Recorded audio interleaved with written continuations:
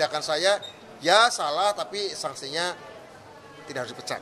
Saya sih berharap itu, dan saya masih percaya partai saya akan mengambil juga pilihan itu salah satunya.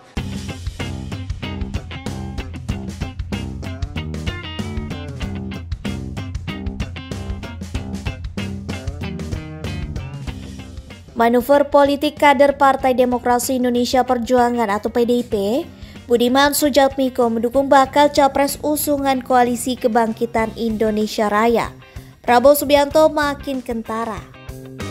Terbaru, Budiman hadir dalam agenda deklarasi relawan Prabowo dan Budiman Bersatu Prabu di kota Semarang, Jawa Tengah.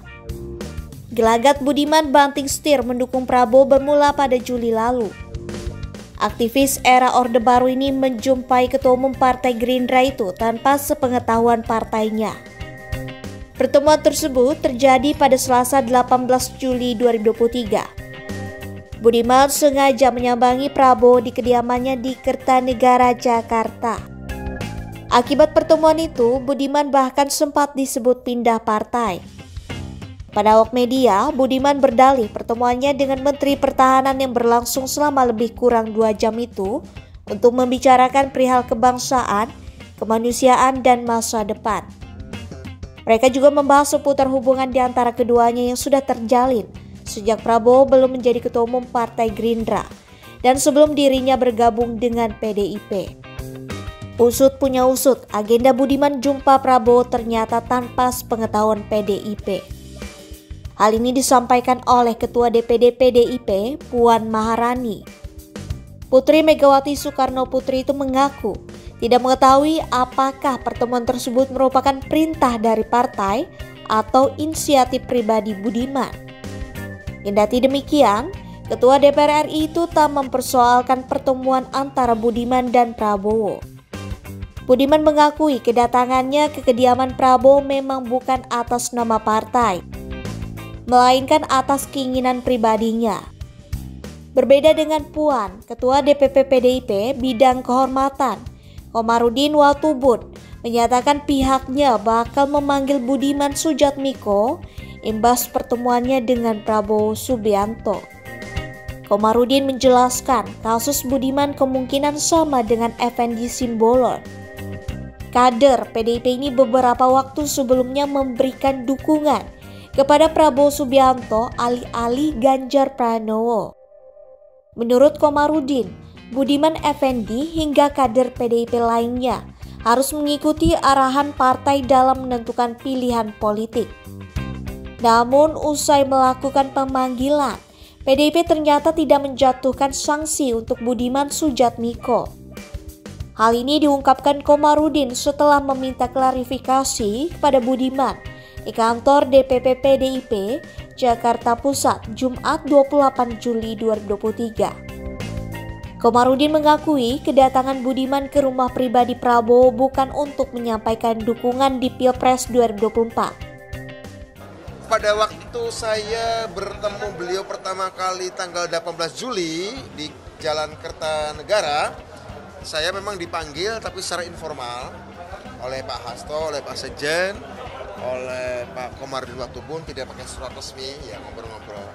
Tapi apakah ini juga akan saya dapat surat resmi, saya nggak tahu ya. Kalau memang itu terjadi ya tentu saja baik itu undangannya adalah formal dengan surat resmi atau informal, saya akan datang.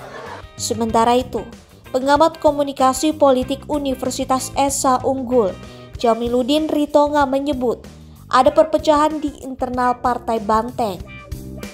Sinyal perpecahan ini menguat setelah kader PDIP yang secara tersirat mendukung Prabowo Subianto kian bertambah. Setelah Effendi Simbolon, kini giliran Budiman Sujatmiko. Hal ini menunjukkan tak semua kader mendukung Ganjar Pranowo.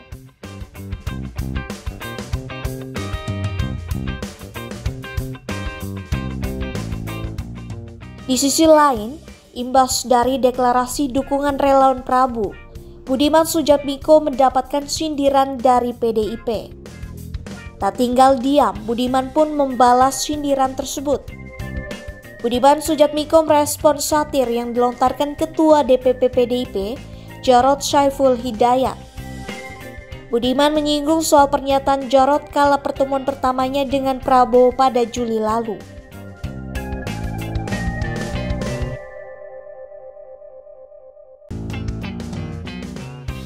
Budiman mengaku belum mengetahui dan tak paham soal satir yang dilontarkan Jarod.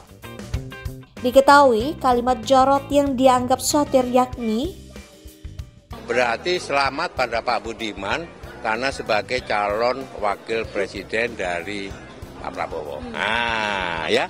Jika memang ada sanksi untuk saya berharap apa yang saya lakukan bisa menjadi bahan diskusi. Apakah argumen-argumen saya benar? Sehingga kemudian membuat partai bisa memutuskan bahwa kita harus katakan beraliansi strategis dengan Gerindra, misalnya gitu. Bisa aja kesimpulan begitu. Sehingga saya tidak dinyatakan terlalu salah. Karena toh pada akhirnya partai katakanlah mengambil kesimpulan dengan argumentasi saya ketika saya diwawancarai, ketika saya pidato kemarin, ketika wawancara saya dimuat oleh media teman-teman akibat wawancara ini, kemudian partai yakin kira-kira ada dengan kesalahan dan kekeliruannya Budiman ada benar juga, kenapa tidak kita pertimbangkan untuk membangun aliansi strategis dengan Gerindra, misal seperti itu.